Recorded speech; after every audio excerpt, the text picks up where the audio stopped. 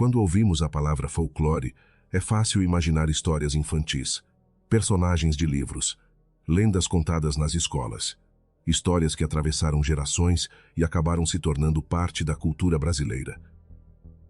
Mas muitas dessas histórias não nasceram para crianças. Muito antes de aparecerem em desenhos ou livros escolares, algumas delas eram contadas em pequenas comunidades isoladas, por indígenas, pescadores, caçadores, viajantes, moradores do interior. Histórias sobre criaturas que viviam dentro das florestas, mulheres que surgiam próximas aos rios durante a noite, assobios que ninguém conseguia localizar, pegadas humanas apontando para a direção errada, e pessoas que entravam na mata e simplesmente não voltavam. Com o passar dos séculos, muitas dessas histórias mudaram. Algumas foram suavizadas, outras receberam novas versões. Mas quando voltamos às tradições e relatos que ajudaram a construir essas lendas, encontramos histórias muito mais sombrias do que aquelas que normalmente conhecemos. E existe ainda outro detalhe. Em algumas regiões do Brasil, essas histórias nunca desapareceram completamente. Até hoje existem pessoas que afirmam ter ouvido, visto ou encontrado alguma coisa que não conseguiram explicar. Este é o quarto elemento, e estas são 10 lendas do folclore brasileiro, mais sombrias do que você já viu.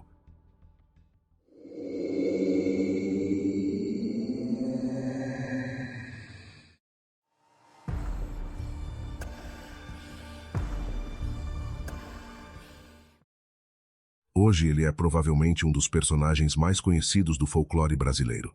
Um pequeno garoto de uma perna só, gorro vermelho, cachimbo, sempre disposto a realizar alguma travessura. Mas as histórias mais antigas sobre o Saci nem sempre eram tão inocentes. Em diversas regiões do interior, sua presença era associada a acontecimentos estranhos. Objetos desapareciam, animais ficavam inquietos. Cavalos eram encontrados pela manhã completamente exaustos. E havia um sinal que muitas pessoas aprendiam a reconhecer. Um redemoinho surgindo repentinamente no meio de uma estrada. Segundo a tradição popular, era dentro desses redemoinhos que o Saci se movimentava. Algumas histórias diziam que ele apenas pregava peças, escondia objetos, apagava o fogo, assustava animais. Mas outras versões eram consideravelmente mais perturbadoras. Viajantes afirmavam ser confundidos dentro da mata. Caminhos conhecidos pareciam mudar. Pessoas caminhavam durante horas sem conseguir encontrar a saída. E quando finalmente retornavam, muitas vezes estavam exatamente no lugar onde haviam começado. É difícil saber quantas dessas histórias nasceram simplesmente da tentativa de explicar acontecimentos comuns da vida rural. Mas durante gerações, quando um redemoinho aparecia subitamente em uma estrada vazia, algumas pessoas preferiam não o atravessar. Poucas criaturas do folclore brasileiro possuem uma imagem tão perturbadora. Um animal correndo durante a madrugada, cascos batendo violentamente contra o chão. E no lugar onde deveria existir uma cabeça, chamas. A mula sem cabeça possui inúmeras versões espalhadas pelo Brasil, mas quase todas compartilham os mesmos elementos. Uma mulher é vítima de uma maldição. Durante determinadas noites, transforma-se em uma criatura semelhante a uma mula e começa a correr desesperadamente por estradas e campos. Em algumas regiões, moradores acreditavam que era possível ouvir sua aproximação muito antes de vê-la. Primeiro os cascos, depois os gritos e, finalmente, o fogo. A recomendação era simples: não olhar, não seguir e, principalmente, não tentar descobrir para onde ela estava indo. Talvez a mula sem cabeça seja apenas uma antiga história criada para transmitir valores religiosos e sociais. Mas imagine viver no interior do Brasil 2 séculos atrás, sem iluminação elétrica, sem estradas modernas, cercado por quilômetros de mata. E no meio da madrugada, ouvir cascos correndo por uma estrada completamente vazia. Algumas lendas brasileiras falam sobre criaturas, outras falam sobre pessoas que se transformaram em algo diferente. Mas poucas são tão macabras quanto a história do corpo seco. Segundo versões populares, principalmente do sudeste e centro-oeste brasileiro, existiu um homem tão cruel em vida que, quando morreu, aconteceu algo incomum. A terra teria se recusado a receber seu corpo. E o inferno também. Sem lugar entre os vivos, e sem lugar entre os mortos. Seu cadáver teria permanecido vagando pelo mundo. Com o passar do tempo, a pele secou.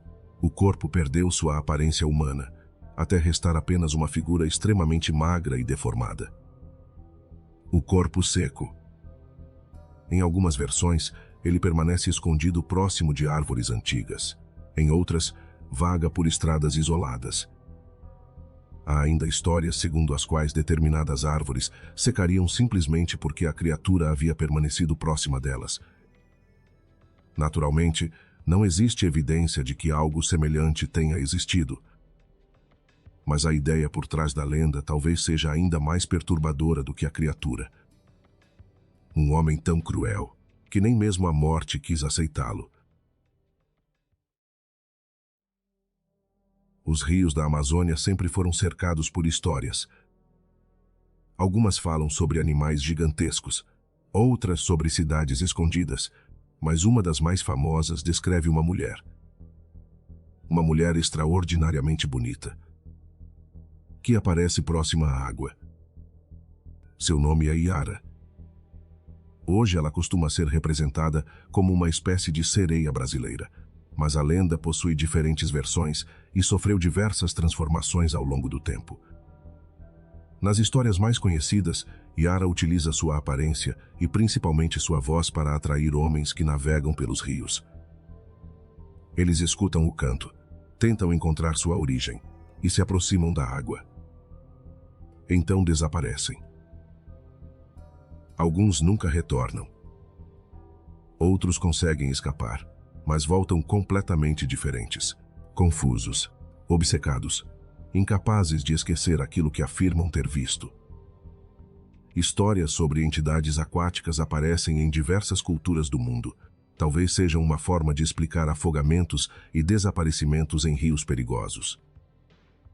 Mas na imensidão da Amazônia, onde existem rios tão largos que a outra margem praticamente desaparece no horizonte, não é difícil entender por que histórias assim sobreviveram durante tanto tempo. Nos rios de Minas Gerais e de outras regiões do interior brasileiro, existe uma história menos conhecida nacionalmente, mas bastante antiga entre algumas comunidades ribeirinhas.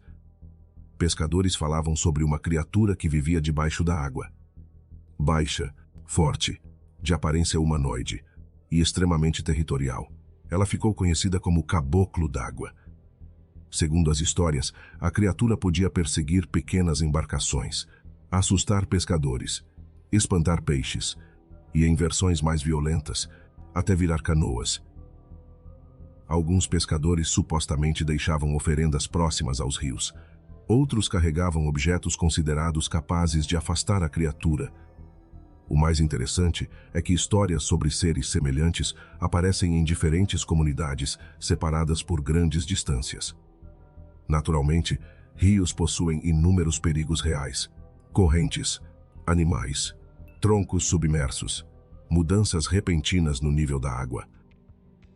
Mas quando alguma coisa atingia uma pequena embarcação por baixo, e ninguém conseguia descobrir o que havia acontecido, existia um nome para aquilo: Caboclo d'Água.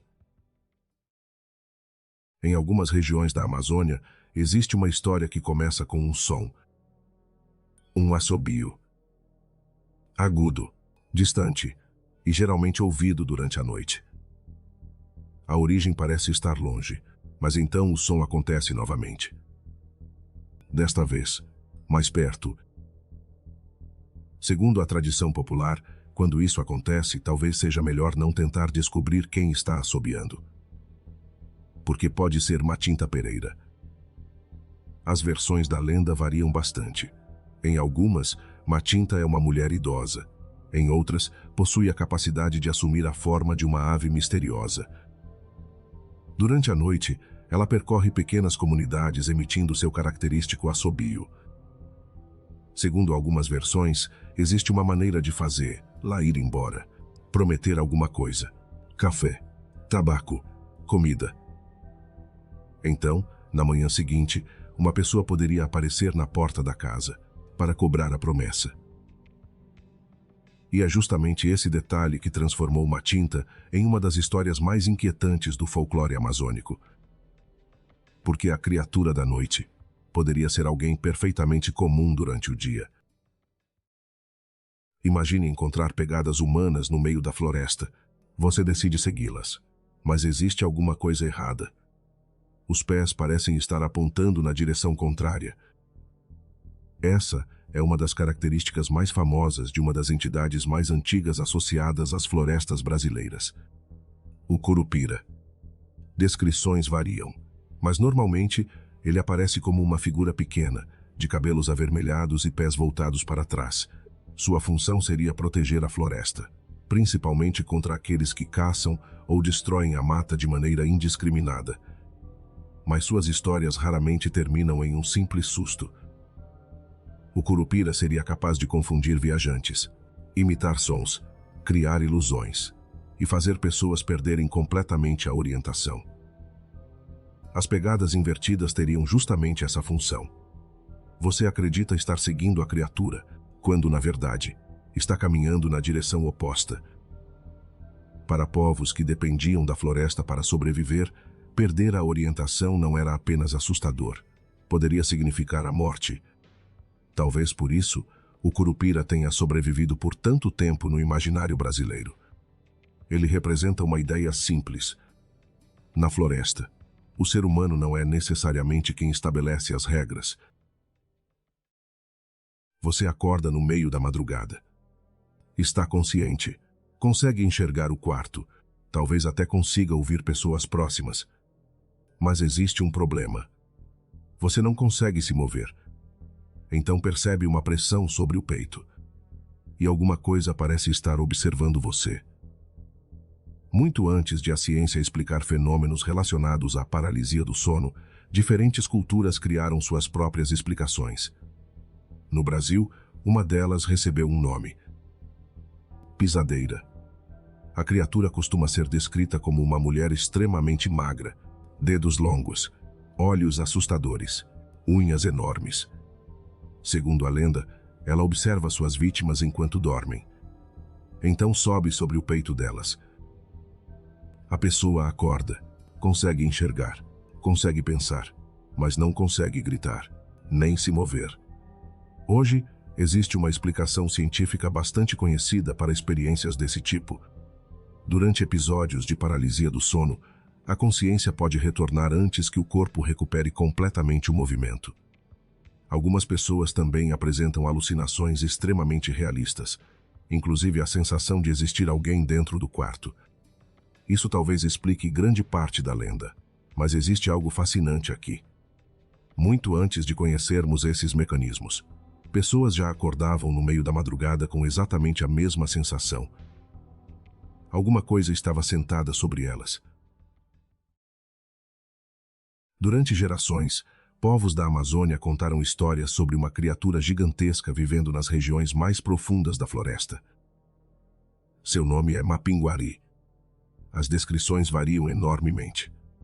Alguns falam de uma criatura coberta por pelos, outros descrevem braços extremamente longos, garras, força extraordinária e um odor quase insuportável. Em determinadas versões da lenda, sua aparência é ainda mais estranha.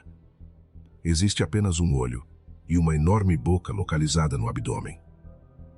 Mas existe uma característica particularmente interessante nessa história. Alguns pesquisadores já levantaram a hipótese de que determinadas descrições do Mapinguari possam ter sido influenciadas por memórias culturais relacionadas a animais reais. Entre eles, preguiças gigantes. Esses animais realmente existiram na América do Sul. Algumas espécies eram enormes e desapareceram milhares de anos atrás. Isso não significa que o Mapinguari seja uma preguiça gigante sobrevivente. Não existe evidência científica que demonstre isso, mas a possibilidade de antigas histórias preservarem fragmentos distorcidos da memória de animais extintos tornou a lenda ainda mais fascinante. A Amazônia possui dimensões difíceis de compreender. Existem regiões extremamente remotas. Espécies novas continuam sendo identificadas. E talvez seja justamente por isso que histórias como a do Mapinguari nunca desaparecem completamente. Porque quando uma floresta é grande o suficiente, sempre existe espaço para imaginar que alguma coisa ainda esteja escondida lá dentro. Às margens dos rios Parnaíba e Poti, principalmente no estado do Piauí, existe uma lenda transmitida há gerações. A história começa não com um monstro, mas com um homem. Seu nome seria Crispim. Existem diferentes versões sobre o que aconteceu, mas a narrativa mais conhecida conta que durante uma discussão, Crispim teria cometido um ato terrível contra a própria mãe. Antes de morrer, ela teria lançado uma maldição sobre o filho. A partir daquele momento, ele deixaria de ser completamente humano. Crispim teria sido condenado a vagar pelos rios. Sua aparência começou a mudar.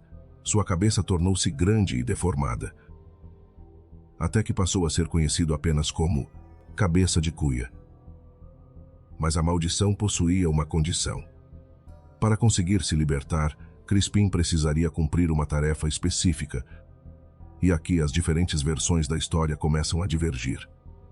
Algumas narrativas apresentam condições particularmente sombrias para que a maldição finalmente termine. Enquanto isso não acontecesse, ele permaneceria nos rios. Pescadores e moradores começaram a atribuir desaparecimentos e acontecimentos incomuns à criatura. Com o tempo, a história tornou-se parte da identidade cultural da região, e talvez isso seja o mais interessante sobre o Cabeça de Cuia. Porque, independentemente de qualquer elemento sobrenatural, Crispim nunca desapareceu completamente. Séculos depois, seu nome ainda é lembrado, sua história ainda é contada. E nas margens daqueles rios, a lenda continua viva. É fácil olhar para essas histórias hoje e enxergá-las apenas como lendas. Criaturas imaginárias, superstições, tentativas antigas de explicar fenômenos que hoje compreendemos melhor. E em muitos casos, provavelmente foi exatamente isso que aconteceu. Mas o folclore guarda algo que documentos históricos nem sempre conseguem preservar: o medo. O medo que uma comunidade sentia ao entrar em determinada floresta, o medo de navegar por um rio durante a noite, o medo provocado por um assobio vindo de algum lugar que ninguém conseguia enxergar. Essas histórias sobreviveram porque foram contadas, de pais para filhos, de avós para netos, durante décadas, às vezes durante séculos. E cada geração acrescentou alguma coisa, mudou algum detalhe, criou uma nova versão. Até que ninguém mais consegue descobrir exatamente onde a história começou.